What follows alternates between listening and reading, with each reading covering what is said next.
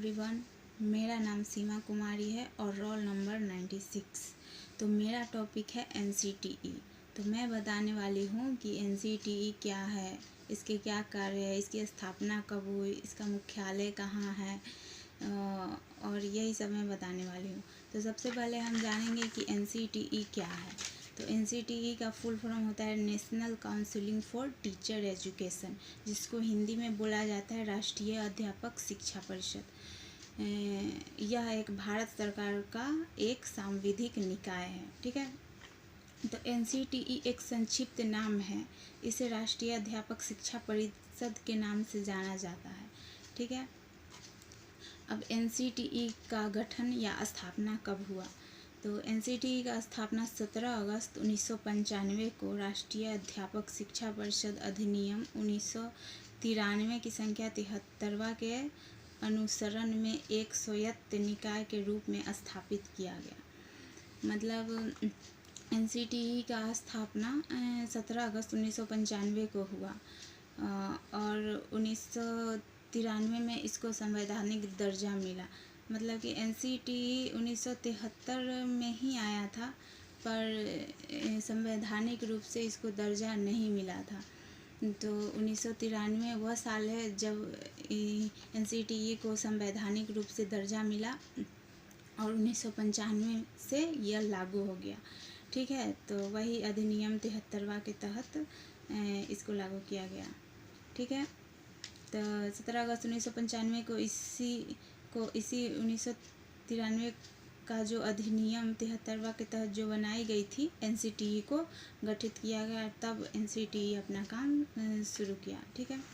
तो इनके मुख्यालय कहाँ कहाँ पे हैं? मतलब इनके तो एक ही मुख्यालय है, नई दिल्ली। मतलब कि इनका रीजनल सेंटर कहाँ कहाँ पे है?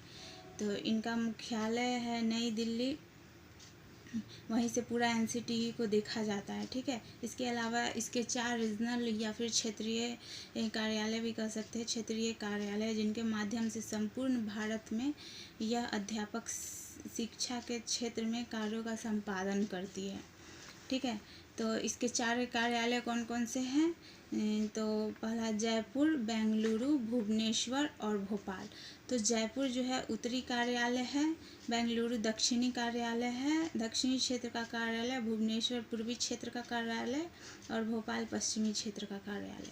और हाँ, ये एनसीटीई का चेयरपर्सन है वो विनीत जोशी है। ठीक है। अब जानेंगे कि एनसीटीई में सदस्यों की संख्या कितनी होती है।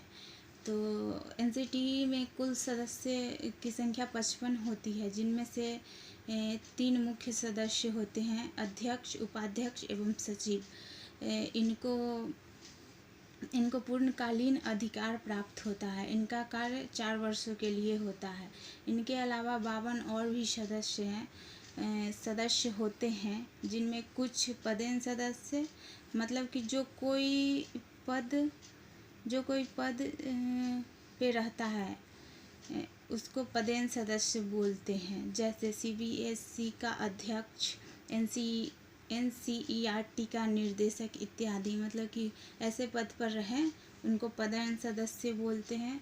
तो पदेन सदस्य और कुछ मनोनीत सदस्य भी रहते हैं। जो बच्चे वो मनोनीत सदस्य रहते हैं, उनमें मनोनीत सदस्य रहते हैं। मनोनीत सदस्य विभिन्न स्तर की शिक्षा के विशेषज्ञों में से चुने जाते हैं। इनका कार्यालय 2 वर्षों का ही होता है। जो मनोनीत सदस्य होते हैं उनका कार्यकाल 2 ही वर्षों का होता है। ठीक है। तो फिर आगे बढ़ते हैं। एनसीटीई का मतलब कि महत्व या फिर क्या महत्वपूर्ण ये सब है। तो एनसीटीई का महत्व, चलिए, एनसीटीई कोई भी शिक्षण संस्थान के लिए बहुत ही ज़्यादा महत्वपूर्ण है, क्योंकि बिना एनसीटीई के मान्यता प्राप्त किए हुए कोई भी कॉलेज, टीचर ट्रेनिंग कॉलेज मान्य नहीं माना जाता है। मतलब कि टीचर ट्रेनिंग कॉलेज को अगर एनसीटीई का अप्रूवल नहीं हो तो वो मान्य नहीं माना जाता है। और मान लीजिए कोई भी सरकारी यूनिवर्सिटी है, उनके अंदर में जितने कॉलेज हैं तो जो यूनिवर्सिटी है वो उन्हीं कॉलेजों को अलर्ट करती है जो एनसीटीई में अप्रूवल होते हैं, जैसे टीचर से रिलेटेड हर संस्था, ठीक है, जैसे डीएलएड, बीएड, एमएड, यही सब टीचर से रिलेटेड जो है वो सब, ठीक है। तो हम सीधे सीधे शब्दों में यह कह सकते हैं कि एनसीटीई भारत के शिक्षण संस्थाओं को मान्यता प्राप्त कराता है।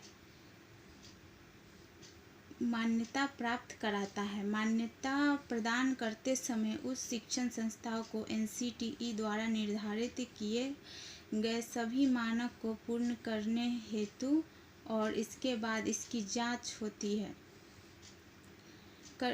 सभी मानक को पूर्ण करने होते हैं और इसके बाद इसकी जांच होती है, तब एनसीटीई का अप्रूवल प्राप्त होता है, ठीक है।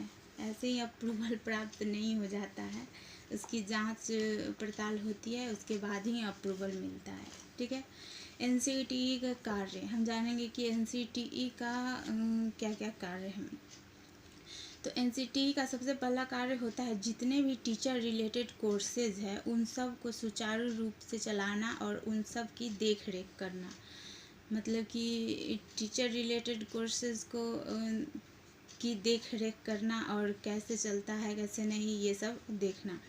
और सिलेबस को, दूसरा है सिलेबस को सेट करना, एग्ज़ाम को देखना और एग्ज़ाम पैटर्न सेट करना, और साथ में ही यूनिवर्सिटी और कॉलेज पर नज़र रखना कि कोई गलत गतिविधि न हो।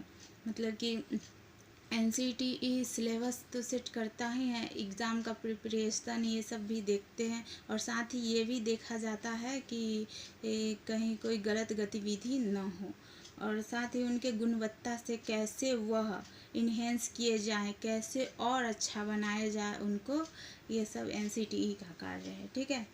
और नेक्स्ट आते हैं अध्यापक शिक्षा व्यवस्था का पूरे देश में समन्वय एवं निरीक्षण करता है एनसीटीई के द्वारा ही। स्कूल एवं मान्यता प्राप्त संस्थानों में शिक्षकों की न्यूनतम शैक्षिक अर्हता के बारे में गाइडलाइन या दिशा निर्देश तैयार करता है एनसीटीई, ठीक है।